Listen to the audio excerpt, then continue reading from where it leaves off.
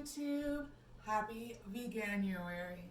I'm Lizzie in case you are new here, and I am the Discount Vegan. I make budget-friendly recipes and teach you how to garden even in the smallest spaces so that you can save money on what you eat and spend it or save it for something else. And if that sounds good to you, then click that subscribe button and the bell notification along with it so that you know when I put new videos out every week. Which reminds me, we are moving to Wednesdays. We've had a nice long break and let's try Wednesday. Maybe that will be a better fit for us. So with that being said, let's get into today's video.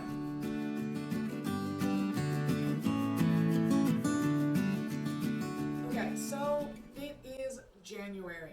January is all about renewal and starting fresh, and Veganuary is a great way to kind of learn and try new things. And we pretty much, for the most part, have no choice. So the food report has come out for 2022 showing a 5 to 7% increase in food costs. Now that does include restaurants, but it's mainly going to target most Canadians, at minimum Canadians, at the grocery store. And that can average almost $1,000 extra a year for the average 4-person household. Even us single-person households, we still have an increase. So what does that mean? Let's get into some grocery hacks. That's what that means. Let's start using our money and making it go further. So, of course, the first thing you want to do with any financial venture is, of course, figure out your budget. Once you figure out, your fixed expenses, rent or mortgage, etc., then you can kind of figure out how much you're going to have for groceries. Now, that is not the end of your budgeting, because here is a little hack for you that breaks into our first hack of finding your grocery budget. And that is taking a portion, no matter how big or small, of your grocery budget for every pay period or every grocery shop you intend to make, whether it be a weekly shop, a bi-weekly shop, or a monthly shop. You want to take a portion of that money out of your grocery budget and hold it aside for stock-ups. Stock-ups will be through your pantry stock-ups, and if you have the room, a freezer stock-up. This can change as well. For a good example, from mid-fall to mid-spring, I mostly stock up on frozen vegetables. I don't eat a lot of fresh produce because it's never guaranteed to be a good price or a good quality. Now, that's not saying produce in the winter is not good quality. Not what I mean at all. What I mean is usually it doesn't sit very well for very long once you get it home. So it's much easier to just buy frozen and work with that. So once you figure out what your common pantry staples are, that's when you want to keep an eye out and stock up on those, which actually leads me into our next hack. Always be combing your flyers. Sales, clearance racks, coupons, and rebates are 4 ways you can save so much more money at the grocery store.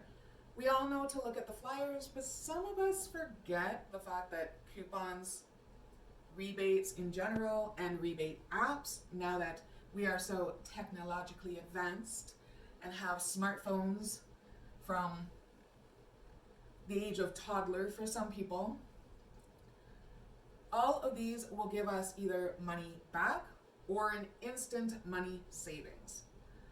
Now, clearance racks, they may not be common everywhere, and if they're not, I'm actually really sorry, because clearance racks are basically products and produce that are either set to expire soon but not expired yet, or they're produce that isn't shelf worthy, meaning imperfections, they might be starting to go bad, but either way, they're not shelf worthy, therefore they're put on a clearance rack. Walmart's clearance in produce is actually a really great example of this. If you have it in your area, they will bag up a bunch of produce all together, and it goes for anywhere from $1 to $2 a bag, which is a huge bonus. Now, the last thing, I'll be completely honest, my last hack is not my favorite. As a neurodivergent, I'm not a big fan of anything that requires this much planning ahead, but for some people, it works really great, and that is meal planning. Meal planning is basically figuring out recipes that you want to eat for a week or up to 2 weeks. I've seen so many people more so recommend doing a weekly meal plan rather than anything longer than that, just because food can generally tend to stay the best for up to 7 days and not much longer. But meal planning is, for anyone that it works for, is a great way to figure out the ingredients you need, take a day off, and cook all these meals and separate them into containers.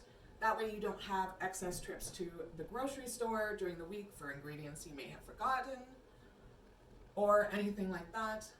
And it helps you save money and time in the long run.